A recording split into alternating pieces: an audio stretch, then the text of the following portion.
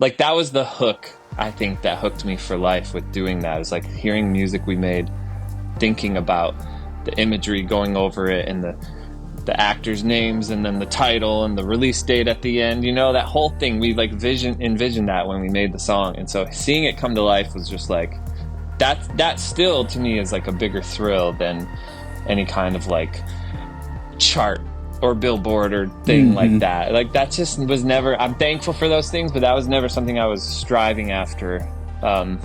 It was really just having music in movies and TV shows has always been my dream. But that Will Smith trailer was my first. That was the one that I was like, what is this world I just stumbled into? And so beautiful. Never want to leave.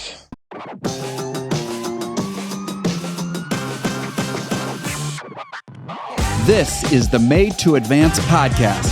I'm your host, Brian Aulick. We're here to inspire and equip you for your best future. Well, welcome everybody. It is so good to be with you today. And before we get started with our conversation, I want to ask you a favor.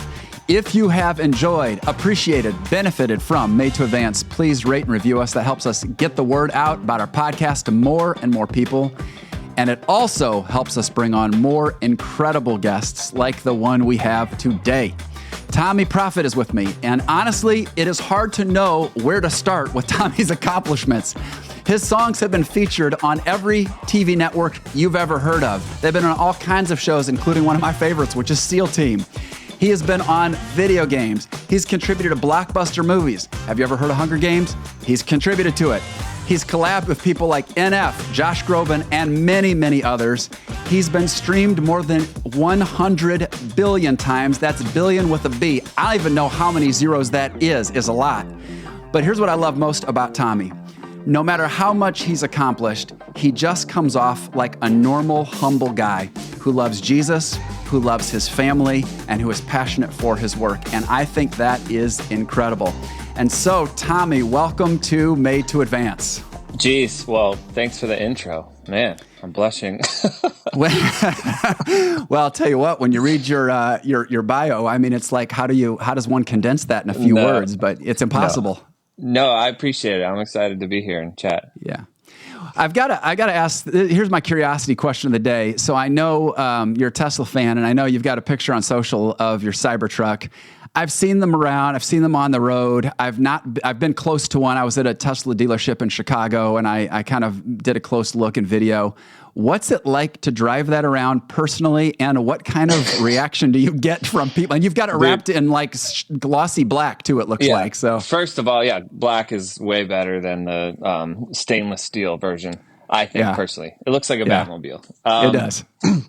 I love it so much. I feel like that product was made for me. Like, I've always wanted a truck, but I also love Tesla and the technology, and so when they put it together, I feel like it was like a gift to me personally. And it is funny because people either think it's really cool or just people hate it. It's like such a polarizing product for some reason. And every time I go to the store, like I have to add like 10 or 15 minutes just because if people see you getting out or getting in, they'll stop and ask questions. You know what I mean? Is that right? Do you see people ever when you're not at the car? Do you see people taking pictures of it? Yes. They walk around, they're talking, and some people like walk away shaking their head like they're mad that it exists. You know what I mean? Some people will walk by and say to me like, dude, why'd you do that? That's so ugly, right? And I laugh. It's funny to me, but I'm like, it's such a weird thing that like, could you imagine going into someone's house and being like, bro, why'd you buy that couch? That couch is so ugly. I would never buy it. Like, it's just a weird thing that people, for that truck, they think they just want to hate on it. It's just a weird thing. Do you get people like pointing when you're driving? Can you see that happening? You see heads turn for sure. Okay, gotcha. And I get it. I mean, it's such a different vehicle that, it's a new thing. So people are curious about it. Yeah. Well, I've been looking forward to this conversation, and I was hoping that I could say what I'm about to say by the time we had it scheduled. But just as of a few weeks ago, our band here at Engedi Church has been signed by Capitol. So we were down in Nashville for the signing party a few weeks ago.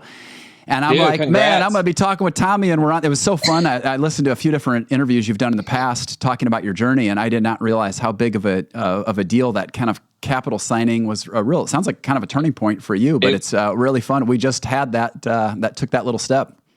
That's awesome. Congrats. I mean, Capitol is like my family in my music career. I mean, they're incredible people. And I feel very lucky that was like my first experience really into the music industry, and the people that I've known for the past at least 10 years.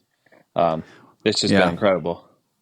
And people say like the old Capitol building, I guess in Nashville was like one of the worst, but now the new Capitol building is one of the dopest. I mean, you've coolest been ever. Yeah, you've seen them both. Would you kind of say that's an accurate appraisal? I agree hard. Yeah. The old space was very just corporate office building, like didn't feel creative at all. And now it's like probably one of the coolest buildings downtown, I think. Yeah. We love to be in there. Cool. Well, that's can't wait to see where it goes. Yeah, that's really cool. Yeah, we're excited. Well, I know you've told the story a bunch of times, but I think it's fantastic just to kind of hear a little bit of your journey. You came out of West Michigan, which makes it so fun as I'm recording here in West Michigan to be able to talk to you. But tell me a little bit about how your journey in music began. Well, so I grew up on the Detroit side of the state initially, and my parents just bought me a keyboard when I was like 7 or 8 for Christmas. And it was like a last second gift. Like, there's probably $20 left in the budget, and they're like, and they're going down the aisles, and they're like, hey, this makes noise. Kids like toys that make noise. And so they just grabbed it.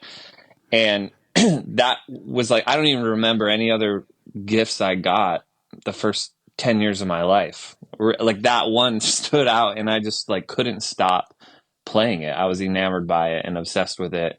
And I would listen, to songs that were on TV and try to, figure them out and play by ear, and then started writing stuff. And they were just like, wow, he won't stop playing this piano. And so over the years we bought, bigger keyboards. That first one was like this small, it was very tiny.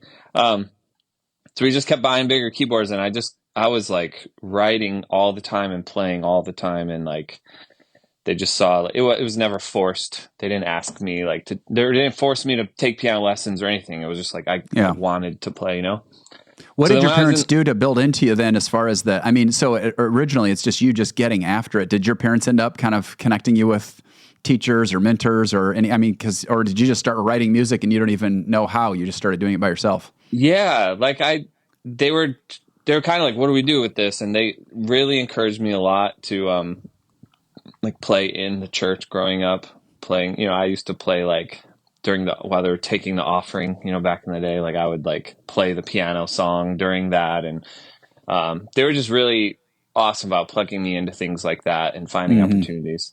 But by the time I was in junior high, I shifted a little bit onto a computer with headphones, and I was like still playing the piano, but it was like programming tracks. Right. Yeah. And I would just all day. And my parents never saw me. I was in the basement, and they were like, we wanted to put your room in the basement, but if we did, we literally would never see you because you have to at least come up to get in bed. And that's the only time they saw me. So I was like making CDs and printing, albums and sticker labels and selling them at my school and my church, and like cheap, like $2.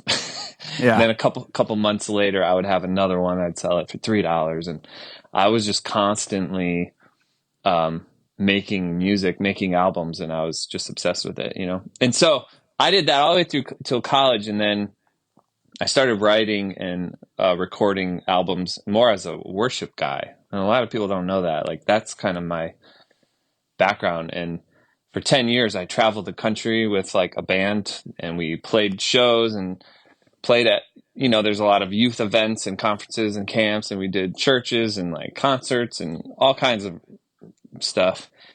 And I just always produced my own music just because I had to, right? And then once I got married, I'm kind of going fast, but once I got married and we started having kids and I was traveling, that got really difficult. My kids, would cry when I left. I'm leaving my wife with, 2 kids at the time. Now we have 3.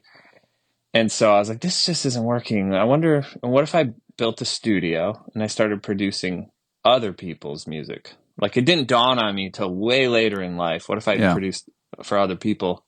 And so that is kind of where things really took off. It's a crazy story, but the short version is, we built a studio, and in 5 days I had like 9 months worth of bookings for the studio. And so I was like, okay, I guess this is my new job. And I just went full time. And I didn't like promote the studio. I didn't like talk about it. It was just random things. People would email me and just say, hey, I saw a song on YouTube. Do you record other people? And people from different states, they'd fly in, and I was like producing records like every month for different artists. Well, and part of why they're reaching out and all that, you had a body of work that was already getting out there. So when you had people coming in, have they kind of heard that sort of the Tommee Profitt approach to production and go, oh, we want some of that, or what was it? Yeah, some people just saw I would do like covers on YouTube, or something, and they just found them randomly, or a friend of a friend heard about me and said, hey, you should ask that guy if he records, So really early on, though, like, I just built the studio. I started buying some new sound libraries and getting my stuff together. And my friend Nate, who's NF, he lived in Michigan, and he reached out to me one night. And we barely knew each other at the time. We were like acquaintances, but he texted me and was like, hey man, I'm passing through Grand Rapids. You want to hang out tonight? I have a night free. And I was so busy. I wanted to say, man, I got to finish this album for this, guy from South Dakota, whatever it was. I just can't do it. But for some reason that night I was like, I think I could take a night off for like the first time in my life. So I did. I was like, let's hang out. That sounds fun. He came over, and just for fun, just hanging out, we made a song, and that song is what got him signed to Capitol. And then Capitol was like, whoa, what else do you do, Tommee? And they signed me as a writer and started producing more stuff. And that just kind of like, changed the trajectory of both of our lives. And it was like just a hangout night. You know what I mean? That almost didn't happen. Yeah, that's so great. So there are two things I want to hit on this, because even if people are not, called to be producers or whatever, there are two things in your story that are really important in my opinion on this point. And that both kind of paved the way for how you got to where you ended up getting. One is all the legwork you were doing in the back end leading up to this point, which I would love for you. You referenced working a lot, but I want people to be able to understand the kind of investment that you had been making in your work at that point. But then also, and this is, I think, true for every successful person, there's also just these providential happenings, and people that maybe are not as much faith people are like, I just got lucky. And then people who more have got a faith orientation are like, man, God just came through in a way I could have never dreamt up, which is exactly what happened that night with you and NF. So talk to me a little bit about the work that you had put in leading up to that point, because I know you and Angela made some really hardcore sacrifices to ultimately pave that way. Big time. I remember there was one moment where, and my wife is like an amazing supporter, over the years of like being a trooper and like allowing me to work so hard to make something happen with my music, right? And just wanting, this to happen for me. But there was a tough time. I mean, when we got married, we were so poor. I mean, we were doing our laundry in the bathtub to save quarters at the laundromat. Like, that's a true story. And we talk about it. Like, one night we wanted to go to Taco Bell, and we looked at our budget, and we did not have it in our month's budget for one meal at Taco Bell. Like, it was Dave Ramsey, every dollar accounted for, not one. Like, that's what we were doing. Like, really, really rough. She sewed the holes in my socks so I could keep wearing them. Wow. Get on a budget, everybody. Listen, that's straight from Tommee Profitt right there. But I was touring and driving around, and all the money that was coming in from the band, whether it was merch or our fee for playing, whatever, it was going back into the band to cover travel and the band and the buying more merch, and like, you know what I mean? Like, you have to invest back into your business. And so all of this time that was taking me away was not benefiting like our livelihood at all. You know what I mean? Or like when we were struggling. And so there was kind of just a real moment where my wife was like, is this like, is it going somewhere? She just asked me, like, is this like, when is this gonna pay off me being home all weekend by myself and you being super busy, like, where's this going kind of thing, right? And I remember saying, I promise it's gonna something, like it's gonna go somewhere. I just don't know where yet. And I didn't know. And so that was just where we were trusting. And but she was so great about that. And I was working a full-time job at a college while also doing all this music stuff and while struggling. So it was just like, it was a lot. And I had to make sure that my job that I was juggling also didn't fry me. So when I came home, I had nothing left to give either to my marriage or to my music. You know what I mean? And because I think that's what happens a lot of times with, especially younger kids today. Like, they have so much more distraction than we did. Mm-hmm. We didn't have iPhones when, in college. They weren't even out yet for me. And Netflix was like mailing DVDs in the mail. There was no streaming or social media to distract me. So, I feel like that was almost a benefit. Nowadays, there's so much distraction. People want to get off work and they're not happy at work. So they come home and they binge Netflix and eat bad and just kind of chill for the night, And I'm like, those hours where you're just chilling and vegging, those are the hours where you need to like take 4 hours every single night and pour into your dream, whatever that is, And so those are the hours that get people ahead, and we're just wasting them very, very often, what I mean? Without realizing it, just thinking someday it'll happen. And I think what we think when we say that is like some record executive's just going to walk down the neighborhood sidewalk and like knock on every door and just say, hey, do you do music? Can you play me something? Like, that's not ever going to happen, right? We have to actively make things happen. We have to be proactive. Even today, you're still putting a lot of time seriously. Right. And even today, it sounds like you're still putting a lot of time in. Give us a sense for, what a normal, as a married man, three kids, what's a normal workday look like for you? I start anywhere between 5 a.m. and 8 a.m. 8 a.m. when I'm just need more sleep.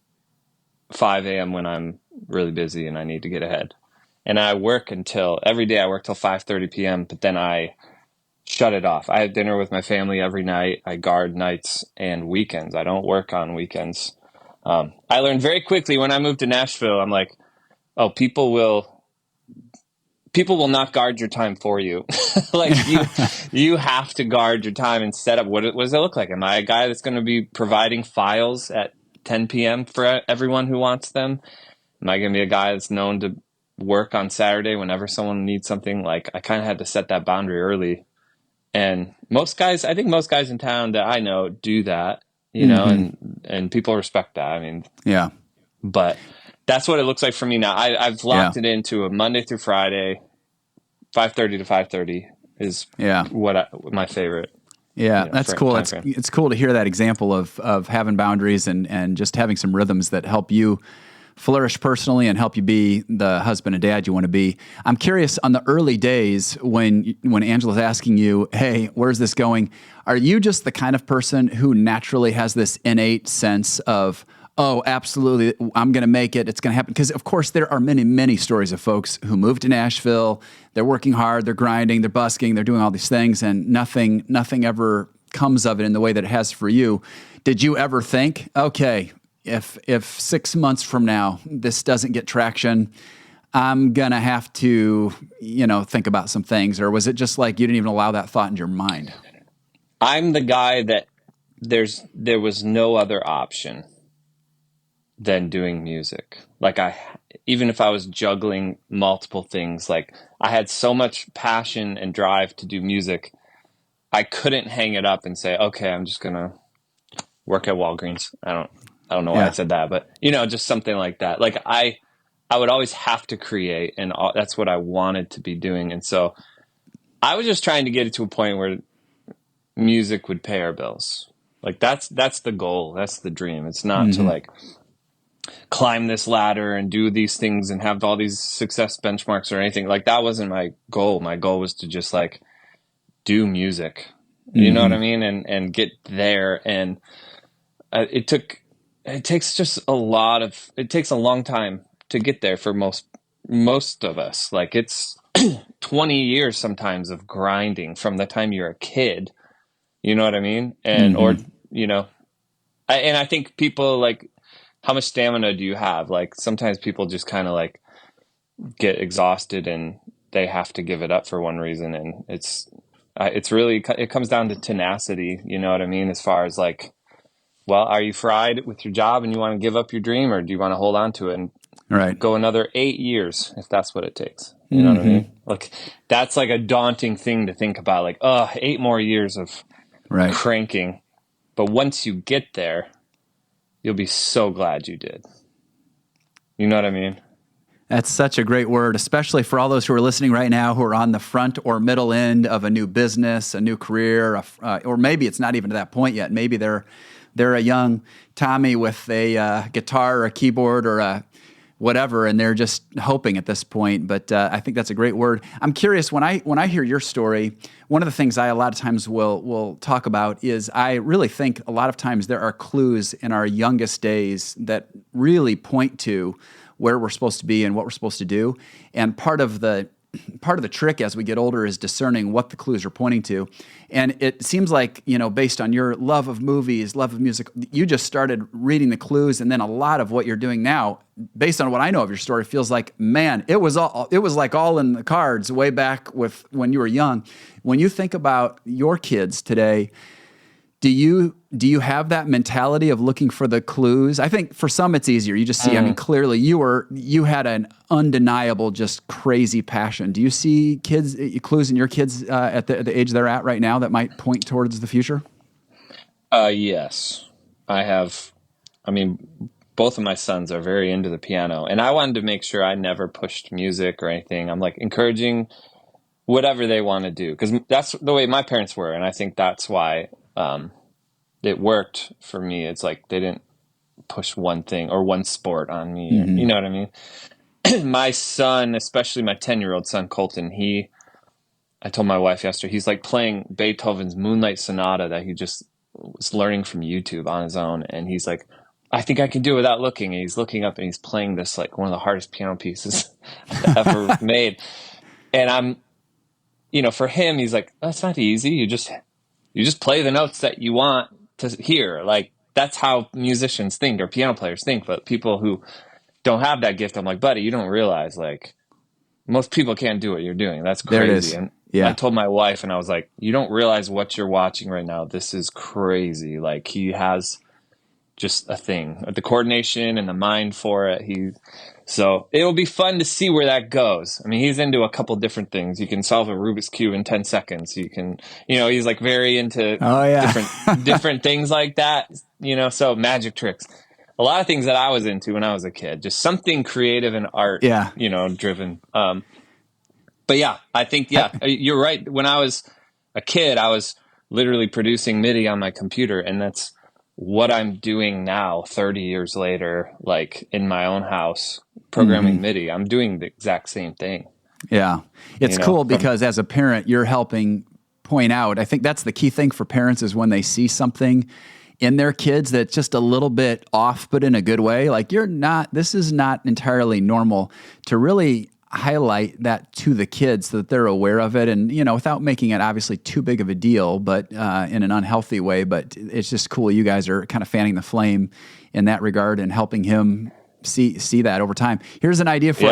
I'll take credit for this later, but you don't have to give it. Is I think you need to pull him on the stage sometime for something. I'm watching Brandon Lake pull his kids up, and Stephen Malcolm's got, you know, his kid on stage on different videos, and I think people love it so much. But if you said his name is Colton, right? Yeah, Colton. I think Colton needs to make a guest appearance playing something at a show, and a yet to be decided show. What do you think? That's a good idea. And all three of my kids do ask to come up on stage and do something. So just they're ready. Trying to handle that too professionally. Be like, all right, what is the show? What can they do? Where does it fit? And it has to make sense, you know. I'm curious. Awesome. You've had so many different placements in TV shows and movies. When was the first time you heard one of your songs or projects you've worked on maybe I was going to say in a major production, but honestly, it could be a major one or maybe not. and you were like, oh my goodness, that's my song on that show, whatever movie, you name it. I'll tell you, I know exactly. The first week that I started TV and film music, Capitol just randomly offered that to me. When I got signed to Capitol, they were like, all right, you do, NF stuff. What about this? And they put me in different rooms. What else do you do? Kind of thing. And then they said, do you want to do a TV and film camp? And we talked earlier, like I'm very indoorsy. So I heard the word camp and I was like, oh, no, what's that? I don't want to. And they're like, no, you sit inside in a dark studio. And they said, and you make music for movie trailers. And when John, his name was John, the guy said, I'll never forget that moment. I was like, yeah, I want to do that. He had no clue that my background was listening to trailer music in my car as a high school student. That's what I listened to for entertainment. It was trailer music, not even movie soundtracks, but the actual trailer music is what I loved listening to when I was by myself. And I've never met anyone else that I'm trying to find someone else. It's like, me too. And I'm always waiting for that response. I've never gotten it. Everyone's like, that's weird, But anyways, I'm like, I just never thought that would open up to me.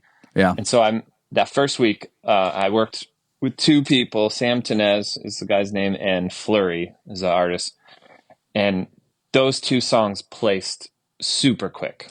The song I did with Sam was in like a 3-month ABC promo for a new show. And it was like on TV during the NBA finals. And it was like very surreal. But then the song I did with Flurry was in a Will Smith trailer for that movie Concussion. Do you remember that movie Concussion?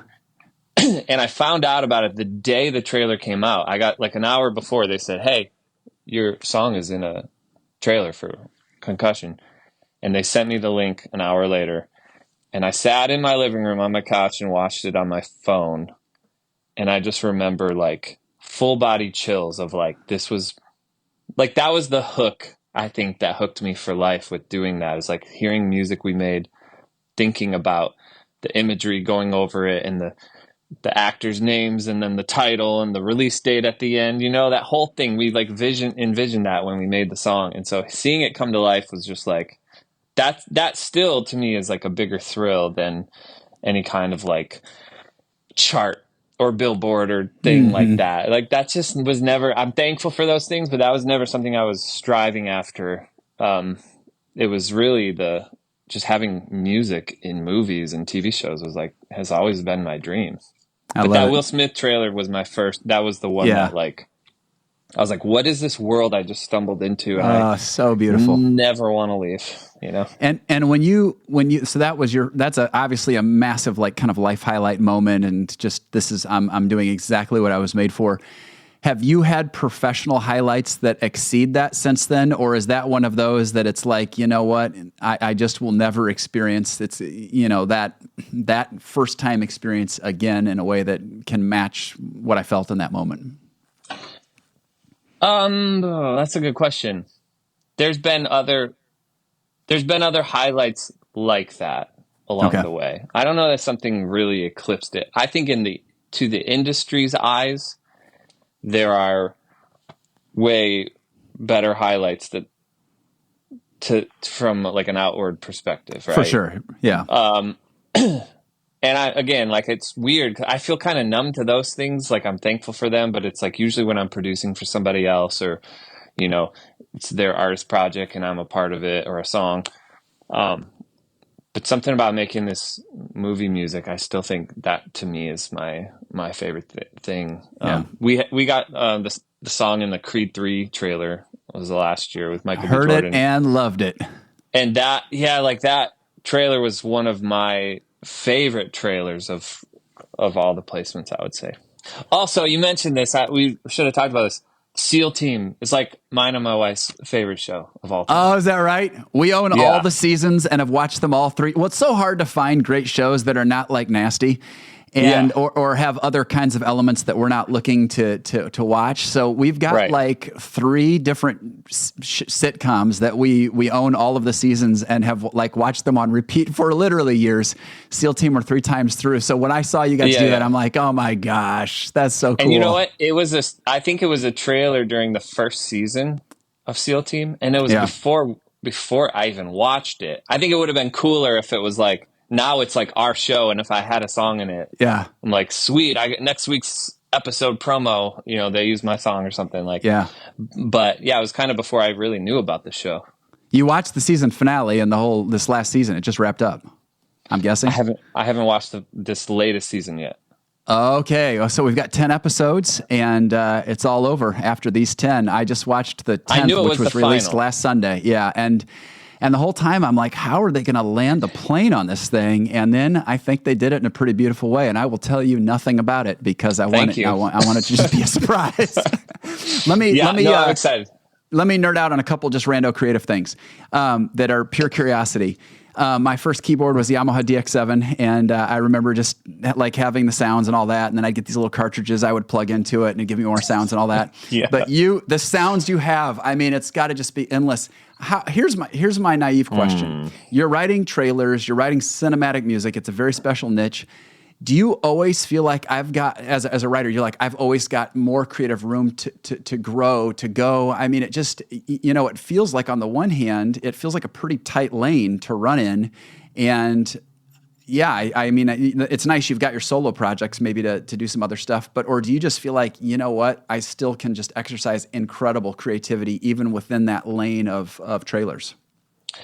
Yeah, because I mean, I think a lot of people think, and it feels like when people think of me and my music, they think trailer music, big, epic, cinematic stuff, which I do a lot of. But I think some people might not be fully aware, like, it's not just trailer music, right? Like, I do a lot of that. I like doing that. But sometimes I just do songs that has trailer type production in it or movie score production in it. Sometimes I'll do a piano string ballad that gets dynamic and flows, but it's not like big hits and Brahms and whoosh hits and, it's not like trailer epic. It's, sometimes it's beautiful, sometimes it's dark, sometimes it's hip hop, sometimes it's a song that is motivating for like UFC or ESPN, some placement like that. Yeah. Or it's in some crime drama and it's a sad song. So I think that is what helps me stay creative. If I was only doing one thing, only doing trailer tracks, like traditional 3-act trailer tracks, I think I would probably get bored and it'd feel a little old. It'd get old really quickly. Yeah. Do you have a preference between those two types of work, like kind of the non-trailers versus, or is it just kind of whatever? Yeah, I think I just like making emotional and dynamic and dramatic music, and so there's lots to play with in there. And if I'm feeling like somber one day, I'll go that direction. If I'm feeling like I want this thing to just hit so hard, and I come up with like some crazy beat thing that has a thing on it, like it's just I think it's just creating whatever, and it will sound, it still fits under my bucket because it has either orchestra or piano in it. It's still like the same musician kind of making it. So it kind of has like a thread, even though the vocals over it are usually different artists that are featuring, So yeah, sometimes it's covers, sometimes it's original songs, sometimes it's instrumental. I'm starting to do some more like concept records, and I did that Christmas album. Like that was super fun. It feels cinematic, but it doesn't all feel like trailer Christmas. You know what I mean?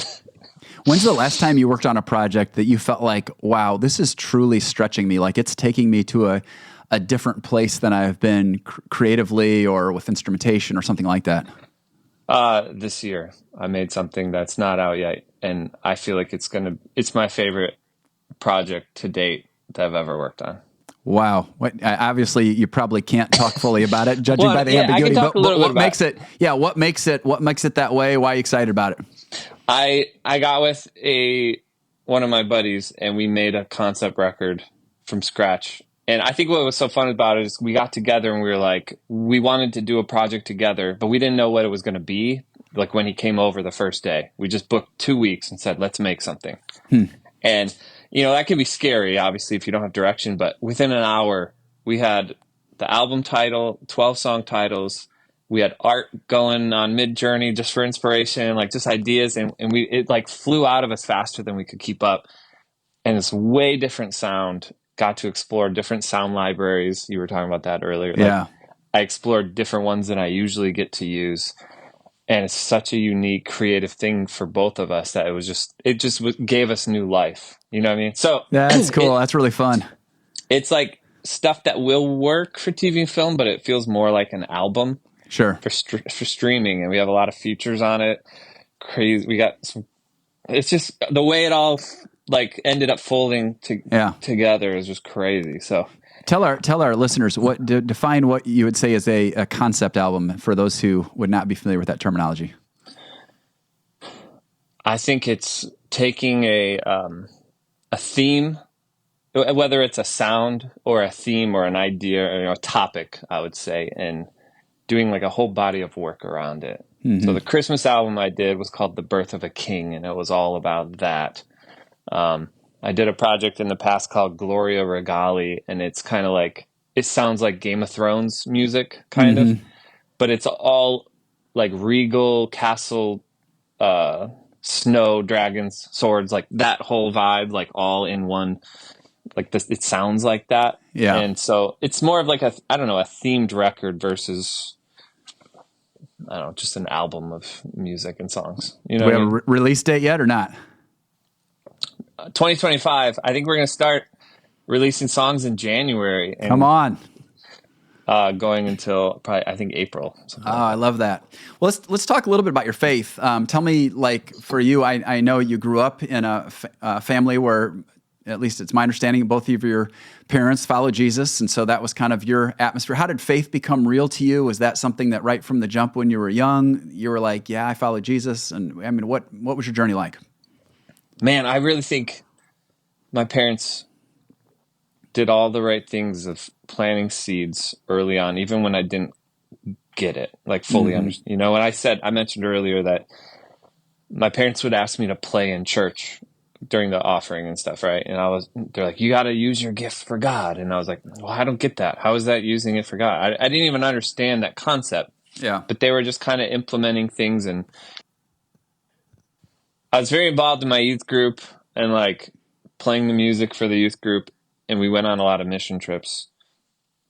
And I truly think that it was like the mission trips that made my relationship with God real and my own. You know what I mean? What was it about the mission trips? What connected? Was it just being in a different environment or seeing? Yeah. How did that connect in a unique way? I think, I don't know, man. I think just serving, I think, is really important as humans, that we get out of our own story for a second, right? And like think about other people. Like we can get so, especially now, man, on our phones and social media, it's like everyone has their own platform in their world and they're building this thing. And it's exhausting. I think if everyone were honest, we'd all say it's just exhausting to do that. Like to turn everything off and go somewhere where there's people in need that don't even think about those things or care about those things. And they just like, they're struggling, whether it's working on their homes or doing a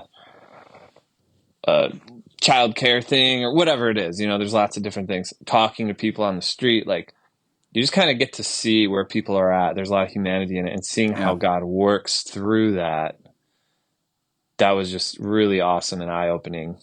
And then through those times too, lots of prayer. And I think prayer is the single thing that makes your relationship with God real and personal, I think, you know? And so I kind of developed I feel like I developed my personal prayer life during those years. Wow. Just going on these trips and just seeing God work in crazy ways. Like that. So that I would say when I was about 15 or 16 years old, there was a big pivot for me, like a shift. Yeah. That's really cool. When you think about now, having the level of demand and responsibility you have on your time professionally, and then obviously being married and having 3 younger kids, what does it look like for you to nurture your relationship with God these days? How do you do that? Are there specific disciplines or habits or what? Yeah, I mean, part of it you've already mentioned. You've taken the weekend, and I'm guessing it's kind of a Sabbathy idea of, hey, I'm gonna make some space to really enjoy life and family and God. But yeah, what do you do to kind of nurture your own relationship with God with the load you're under? I think, being in a constant prayer state is just something I developed in college, even post high school and mission trip days, like all day long, just praying, like realizing there's a connection there and you can't lose it, like cell phone connection. Like it's just always strong and always on and always there. And it doesn't have to be it's good to have set times, but I'm saying it doesn't always only work if you have like a time where you sit down and you got your coffee and there's a Bible sitting next to you and the lights are off and no one distracts you and you close your eyes and there's a dedicated, like there's no formality that makes it more powerful, right? It's just like a relationship. And so for me, that's one major thing, is that constant prayer state. And then also I had a mentor of mine too encouraged me early on. Like I was going out and doing all this worship ministry, and I in my head, I was like, this is important. This is a ministry. This is like these kids from these youth groups or these churches, these people, these hurting people. And I'm like, I would talk a lot on stage and like share things and like pray with people. And it was just kind of like a ministry. And he pointed something out to me. This was probably in my 20s. And he was like,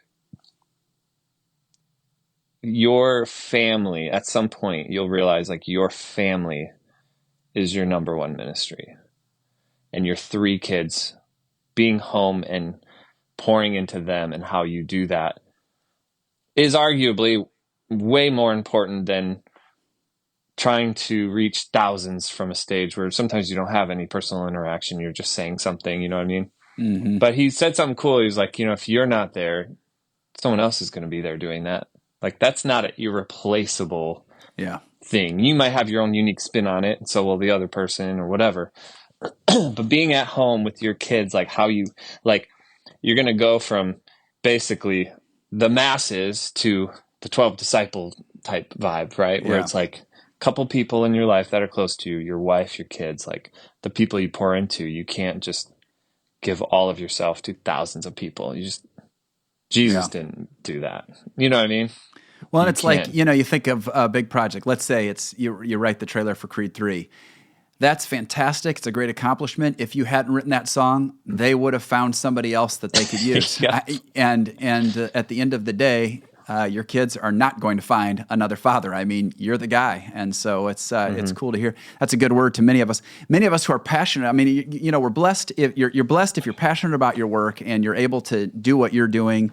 And I feel the same way. I feel like that's a huge gift. But the sort of the other side of it is that you can't let your work kind of suck you in such a hole that all of a sudden that starts to overshadow or push out to the margins other important priorities in your life. And it's cool that you have the perspective that you do in that regard.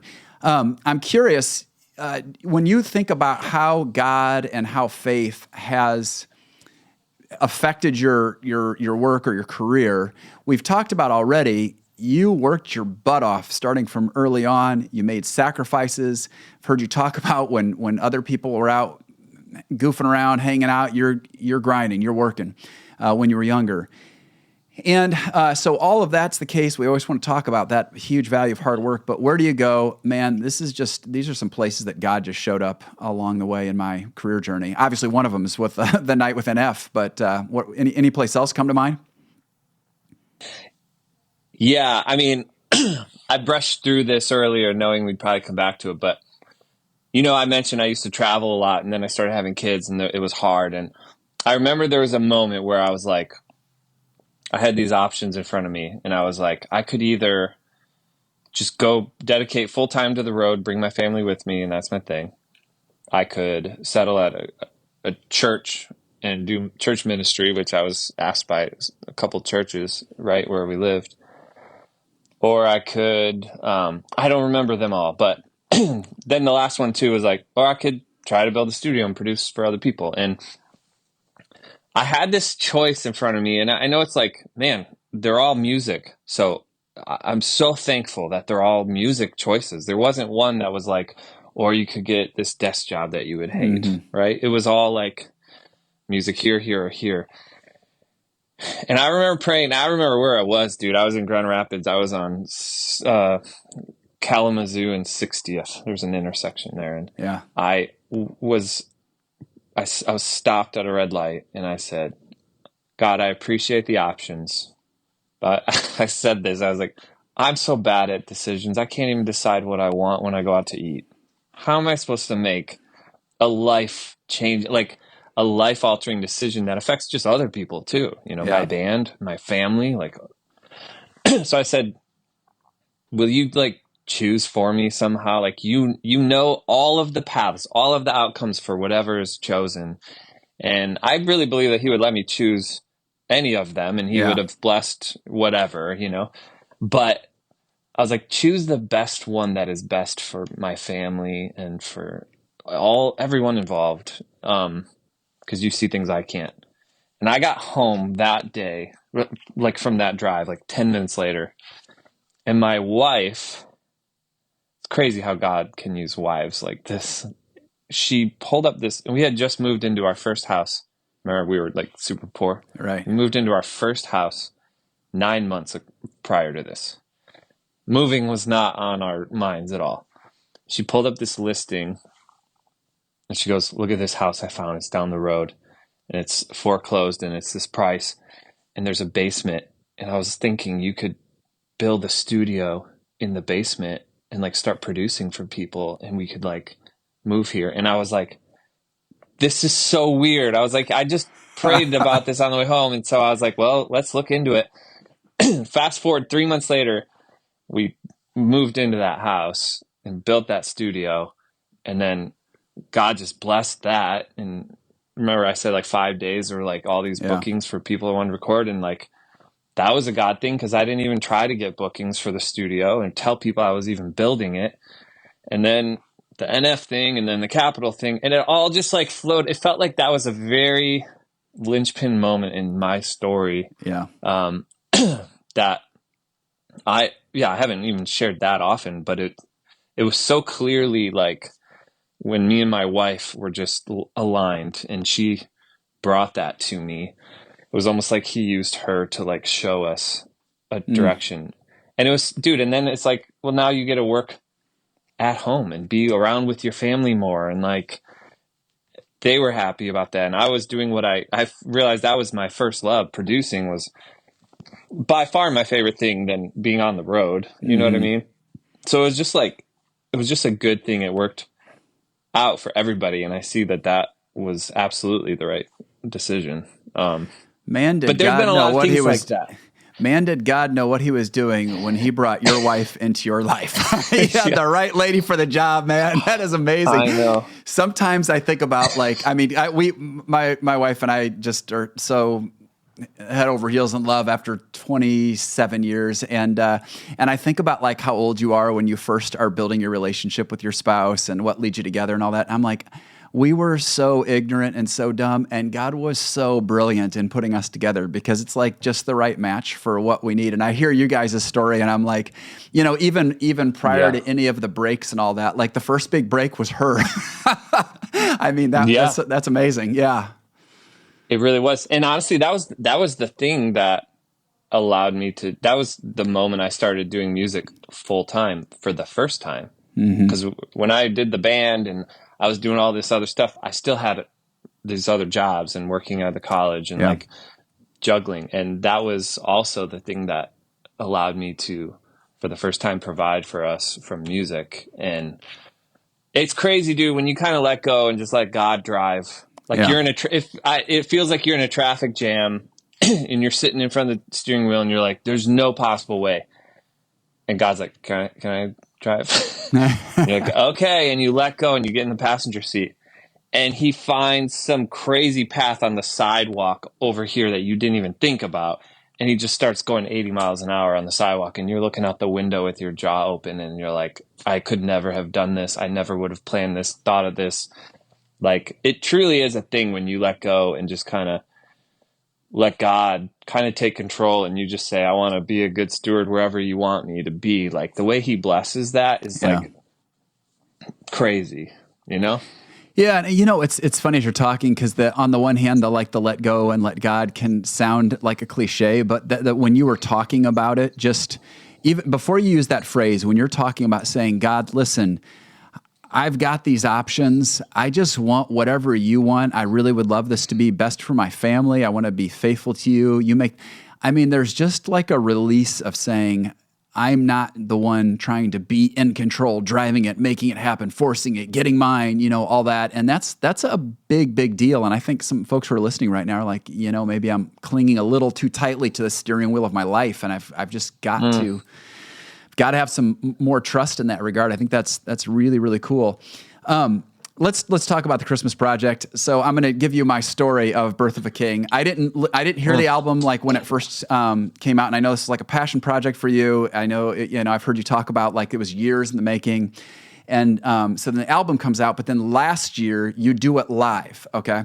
And I would like to put myself in the category of early adopters of the live like on YouTube experience, because I know it's got north of like 1.3 million views now or something, and it did not have it was like in the maybe couple 100,000s when I came across it. So that I'm putting myself early adopter for that reason in the first 200,000 people. And so I'm on the treadmill. I don't know how I came across it. I'm on the treadmill, and I'm starting to think about Christmas. And as a pastor, like you do kind of Christmas every year, and you figure out, okay, how are we going to keep it fresh and all that, with also telling the same story. That's an incredible story. And I'm on the treadmill, and I'm like, I need some inspiration here. I know just the right thing here. I saw something about Birth of a King.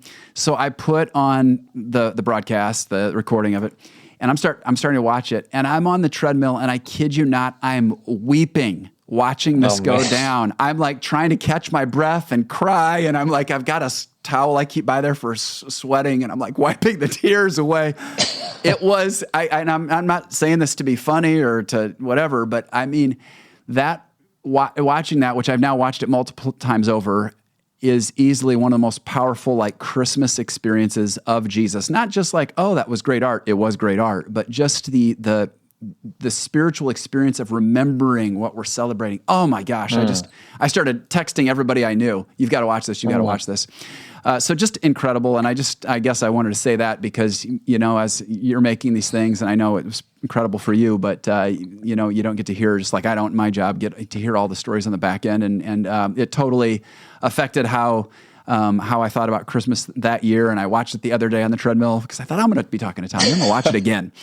I started crying again, man. I'm like, Dude. Come on, I've been down this road. So tell me what's coming up. Maybe you want to reflect a little bit on last year, and then tell me you've got something, you've got it coming up again. I'm very curious to hear about that, and if it's like the same or different or what. But yeah, just talk to me about Birth of a King. Amazing. Well, dude, thank you. That means a lot. Seriously, like the way God has used that project is far beyond like how I ever thought. Like I thought, man, if one person, like one kid somewhere finds this album and makes it like a part of his playlist every year or her playlist every Christmas with their headphones on. Like that was kind of like initially how I approached making a Christmas album. And then it just completely shifted into this other thing. And I felt like it went in a different direction than I planned on it going, but I didn't fight it. I just felt like this is really how so? What shifted?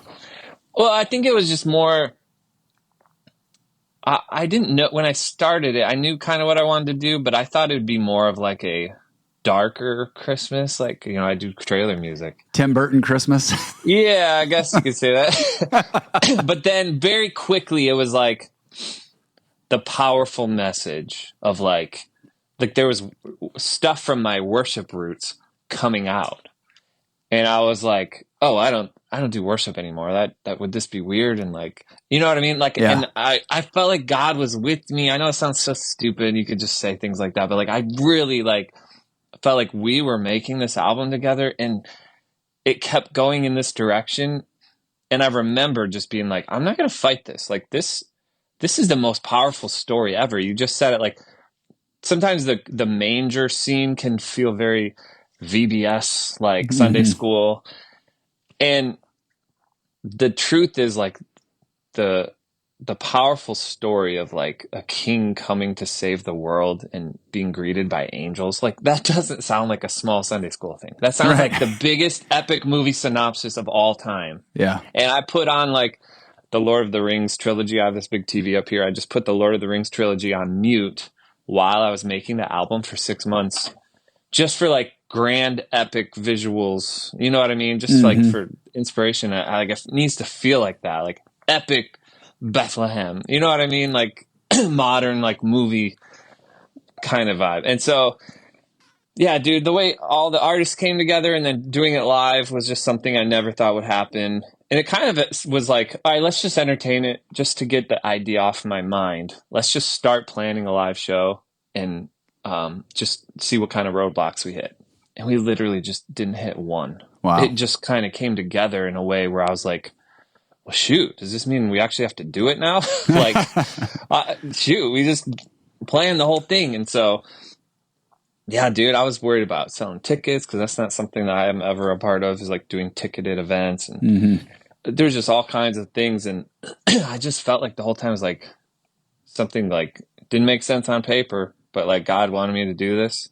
And the way that he's reaching people through a Christmas album is just so cool. You know what I mean? Like people are sending me messages, crying in bed at night, listening about how God talked to them. Yeah. And it's a Christmas album. Like you don't expect like, you know, that from a Christmas, like jolly. That's the thing. Christmas is like, I put it on while I'm cooking or whatever. And it's just more like it's it's wallpaper kind of music. It's atmospheric. It's nice. Yeah. It's when I'm shopping. It's whatever. But and not that you can't listen to your album while you're cooking, you surely can, but it's more of like a spiritual experience. I love what you said about your worship roots coming out, because that's what it feels like. It doesn't feel like, oh, this was just some nice songs, you know, that feels like we're going there. Yeah. And so it kind of bridges the gap between like the 22-year-old video gamer that listens to some of my music. And then, you know, I have a mother-in-law who owns a furniture shop in Michigan, and she sells Amish furniture. Like I wanted her to be able to play it in her store while this other gamer could also enjoy it. What does that look like? You know, what would that be? And so, anyways, it was a long time coming project that I dreamed of for 15 years. And then doing it live was just like the best. Like I'm still shocked that it happened. And we're doing year 3 this year at the Opry again, Grand Ole Opry. So have there been 3 lives, you're saying? I thought last year what I watched was the first live. So we filmed and recorded it when we did it live the first time. Yeah. And then we took a year. We had to edit it and like mix it and work on it. So a year later that came out. That came out last year. But then we did the live show at the Opry last year. Yeah. Okay.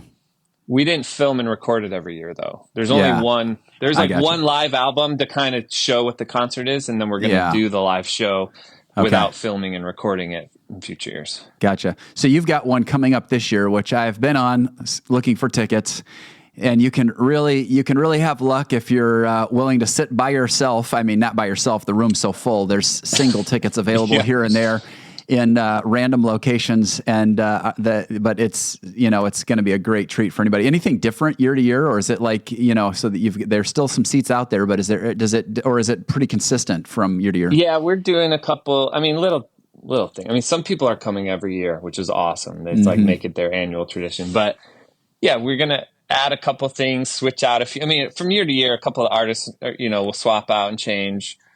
Just based on availability. Yeah. I have one new song thing that I'm going to maybe try this year. And then we're kind of already dreaming of a few crazy things for next year.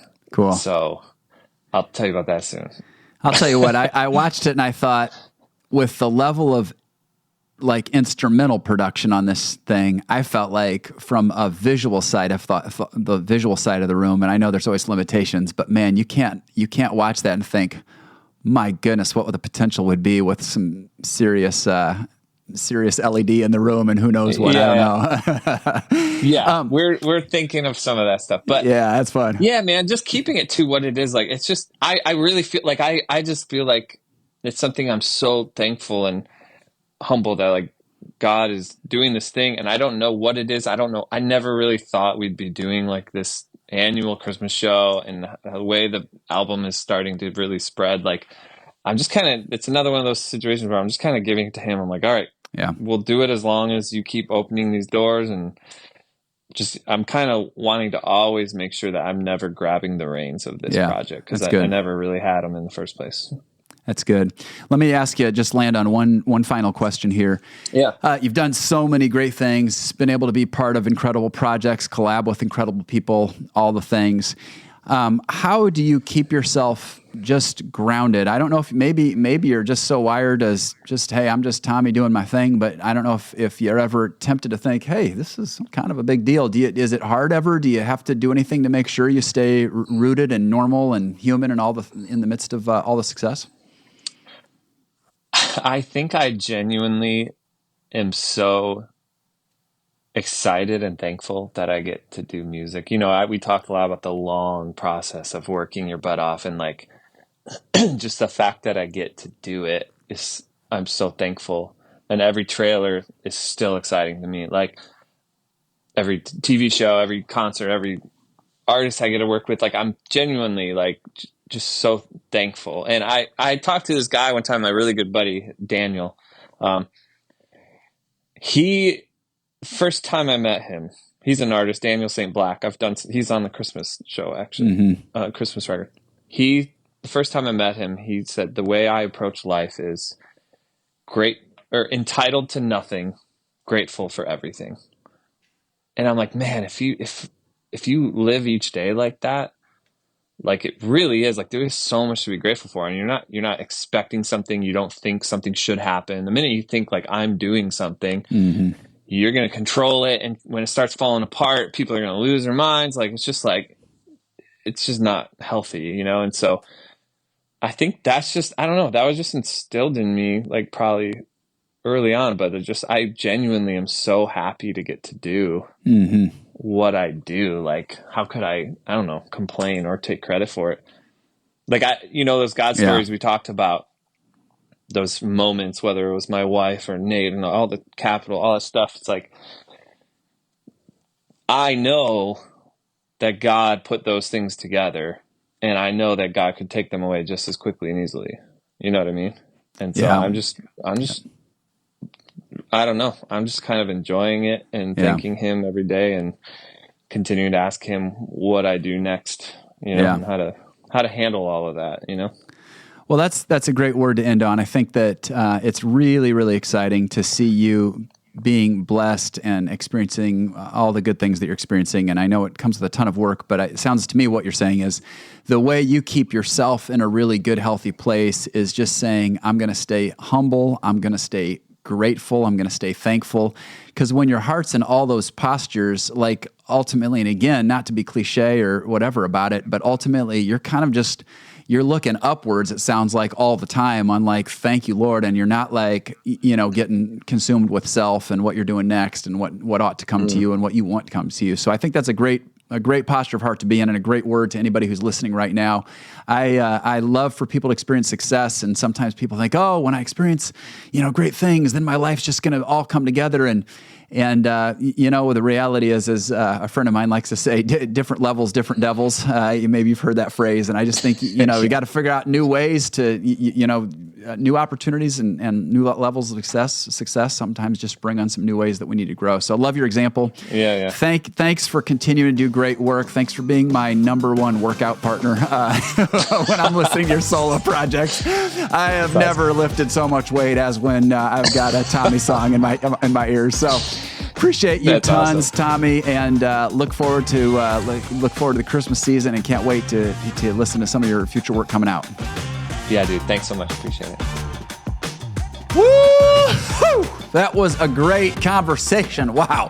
One of my favorites since we've been having all these incredible conversations on Made to Advance. And it is hard to know where to start on that conversation that we just had with Tommee Profitt. But I'm just going to say this. I love Tommie's example on two fronts. The man knows how to work, all right? He knows how to put in the hours.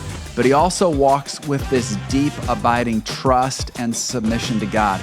And I told our staff last year, I use this old phrase, pray like it all depends on God and work like it all depends on you. And it's funny, I got done with that conversation and I thought Tommee is doing just that.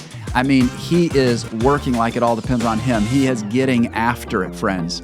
But he's also in this state. He said it. He's in this state of continual prayer. And you might hear that and think, what's that even look like? And I can tell you, after years of growth in prayer, more and more, I just can live in this rhythm where I'm talking to God throughout my day. Some of you are already there. Some of you, you're going to get there. But work like it all depends on you and pray like it all depends on God. I love that example of just full on, the old church word would be consecration. Lord, whatever you want, you're gonna help me get there, and I can trust you. So if you enjoyed this podcast, if you enjoyed this conversation, please do rate and review us. That helps us get the word out, and also it helps us get more great guests on like Tommee. This has been a production of Engedi Church. We've got more incredible conversations on the way. And so, until next time, know you were made to advance.